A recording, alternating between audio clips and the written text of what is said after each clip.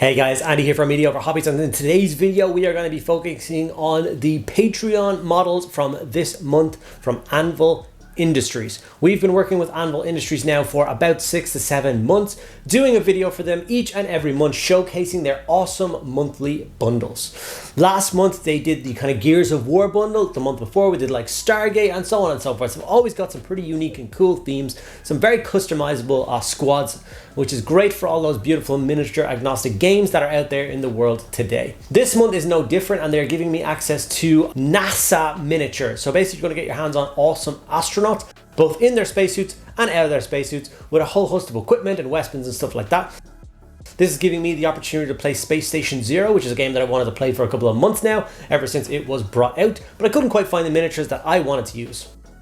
It's also letting me get a color scheme out of my head, because ever since I watched the movie The Martian, I love the color of their spacesuits. That kind of off-white and orange has always been beautiful, and I've always wanted to paint a miniature using that color scheme, and that's what I'm going to do in the video today. I'm going to get those miniatures painted in that scheme. I'm very excited for that. One other thing to notice about this month with Anvil Industries is they're also giving you a bonus pack from last month. So if you enjoyed the Colonial Marines from last month, i.e. the Gears of War miniatures, this month they're going to give you even more parts to upgrade and make that squad even bigger and cooler. And their plan is to encourage you guys to stick with them month on, month out.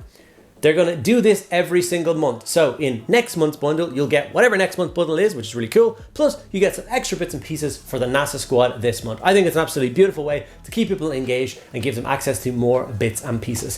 So if that sounds like something you're excited about, please check them out using the description below. It will link you to all of the necessary bits and pieces to get your hands on these awesome miniatures yourselves. So without further ado, let's get painting some astronauts. Also remember that these miniatures are available on the Anvil Miniatures or Anvil Industries tribes, so you can buy each individual pack each month if subscribing to their Patreon is not something you are interested in. So these are the 3 miniatures that I constructed from this month's patch. I gave 2 of the miniatures as if they've entered a space station and they have discarded their spacesuits and they are ready for fighting. One is a female officer and she has a comms or a scanner and is holding a pistol. Obviously she has something has blipped on her scanner and now she's frantically pointing at corners. One is a guy with his rifle ready to walk around and do some damage, and then one guy is the guy bumbling his way outside, checking his oxygen frantically, trying to find the door to get into the space station, probably having a pretty bad day. This guy has the traditional spacesuit helmet, so this is the one I'm actually going to decide to paint up on today's video. All the miniatures were constructed using super glue. They printed just fine as usual. I mean, I do a lot of 3D printing videos for a lot of companies, and I can honestly say that Anvil Industries is the only one that I have never had a single piece fail on me. Not one piece. And I thoroughly believe that's because they give, I call them anchor supports. I don't know what the actual name for them is, if anybody does know. But basically the miniatures and all the parts have these really fine supports to keep it in place and obviously minimize on any damage done to the miniatures by having, you know, gaudy supports all over them. But then they'll always have 1 or 2 fat supports which hold the model to their raft and to the rest of their supports. And because of this, they don't fail. Those big chunky ones are usually like under the feet or in the torso. So once you cut them away, you can't see it. Like I said, I've never had a problem with a single piece from them.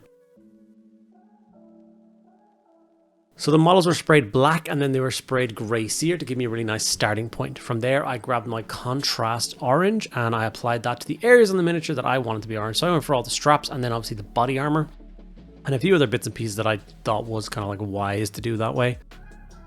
After that, we went for some black Templar and then chose some other accent colors on them. So any pipe work, you know, connecting his helmet to his oxygen pack on his thing, his boots, and of course the rifle.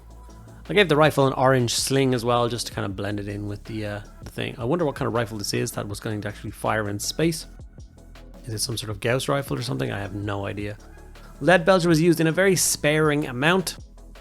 You don't really see a lot of metallic surfaces on spacesuits, but I wanted to do the visor look to it, so I'll be adding some shade to this later on to tint it more towards that traditional spacesuit look. But for now, I'm going to throw a lead belcher on it. Also the center bit of the pipework. And I think there's a couple of bits on the weapon sling as well that I did in silver. Nothing crazy, just a few little bits and pieces. This is actually as far as I'm going to take it before I throw on a shade. So the next step for me is going to be throwing Nuln Oil shade across the entire miniature. Just add a nice shade to it. Now, I did record the next bit where I applied some of this like lunar desert texture paste that I have, thinking that I was going to go for a moonscape. That seemed like the most normal thing in the world to do. These are astronauts. They're probably bouncing around the moon or an asteroid or something like that. But then remember that I'm painting this guy to match the Martian. So you'll see later on the base suddenly becomes a Martian thing, and that's because I went back over it with Fireland from AK and painted that up. As you can see, I broke into my Duncan paints as per usual, the Too Thin Coats range, and I tend to lean on these paints whenever I'm not painting anything Games Workshop because I just find them to be really good paints. I love the triad system for them. It really works with my my painting system. I do my usual, apply contrast and shade the miniature, and then I basically turn over to their triad system for the rest, obviously skipping the lowest point, the starting one, because I've done that with the contrast and shade, and just jumped up to their mid-tone and their highlight to get colors in this model. So as you see, they're nice, bright and vibrant, really love it. So the mid-tone orange got me to here, and then I'm going to jump up to the orange flare, which is brighter again, and we're going to use this as a very final highlight to the orange parts of the armor. As you can see, I'm doing kind of the touch highlights, just a few kind of stipples and specks here and there, just to give the illusion of the brighter orange scheme, adding a lot of texture to this. I can imagine most of this is kind of like fabric, the webbing of his armor and bits like that. If you remember the Martian, they were almost like a colored fiberglass look to it all. It looked very cool. I love that armor. I basically followed through with this across the entire miniature, and then obviously from here it was time to work on the paler side of the armor. For this I decided not to go for two highlight colors, I just went for a single one, and for this I grabbed the Too Thin Coats Ivory paint. This is their mid-tone for kind of painting up white. It's a really nice color, kind of like Pallid Witch Flesh, and obviously Pallid Witch Flesh is one of my favorite paints. So this was a joy to apply. It went on smoothly with one coat and allowed me to highlight all the softer parts of the guy's spacesuit with that. Keeping all the recesses nice and dark, shaded, but going for the kind of larger, flatter areas with the ivory. I'm not trying to get a solid coat here at all.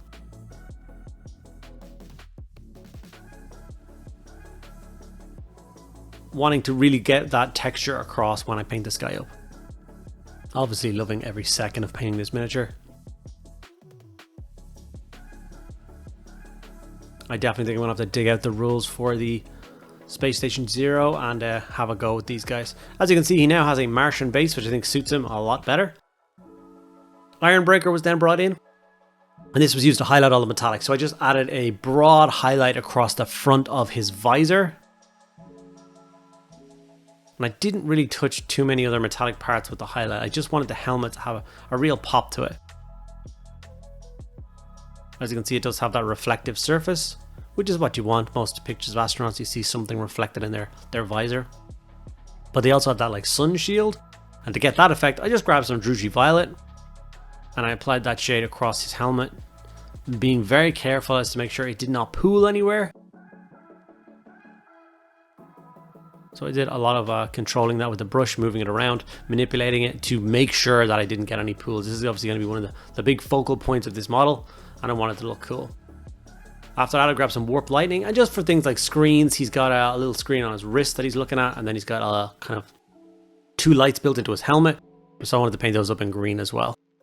And with that, that was the final result of my first astronaut from Anvil Industries, their February bundle on Patreon and also on their tribes. You can buy these bundles individually and get them printed and painted for yourself. There's also options out there for having them printed and sent directly to you if these miniatures are something you're excited by, but don't have a printer at home. I've also finished off with some kind of spooky pictures. I do love how the reflectiveness of the visor actually does play off in photos. I think that makes it look a lot more sinister. You can imagine this guy feeling that blip on his screen and God only knows what's coming for him in the dark. I really did enjoy that. And I hope you guys did too. Very interesting miniature.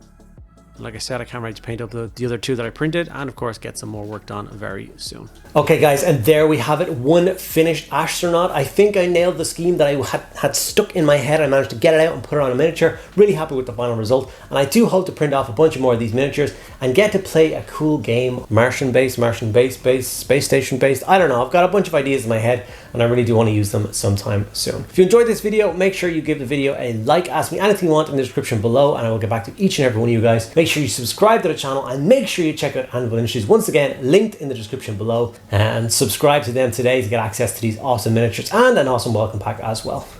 Thank you guys so much for sticking around to the end of the video. I'll see you in the next one.